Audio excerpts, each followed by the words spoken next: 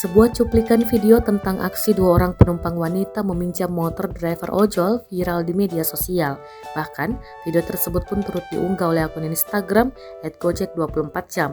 Video tersebut diketahui direkam oleh pengemudi ojek online yang belakangan diketahui bernama Wahyu, 25 tahun dan Doni Sambur, 23 tahun.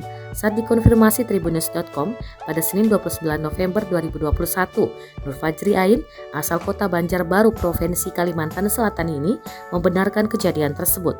Dari video tersebut, terlihat dua orang penumpang yang nekat meminjam motor driver ojek online demi bisa berboncengan dengan temannya. Mereka, kata Nur Fajri Ain, memang sengaja memesan dua driver ojek online untuk mengantarkannya ke sebuah pondok pesantren. Namun aksi yang tak biasa ditemui kedua driver ojol tersebut pada Sabtu 27 November 2021 itu.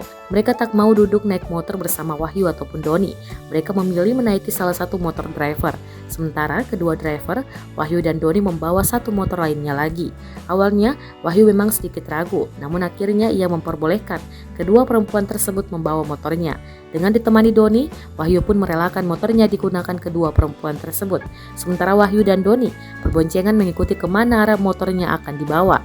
Saat di perjalanan, salah satu driver merekam aksi kedua perempuan tersebut. Tidak bermaksud buruk, mereka hanya ingin menyampaikan ke publik bahwa tenggang rasa dan menghargai kepercayaan orang lain adalah hal yang baik.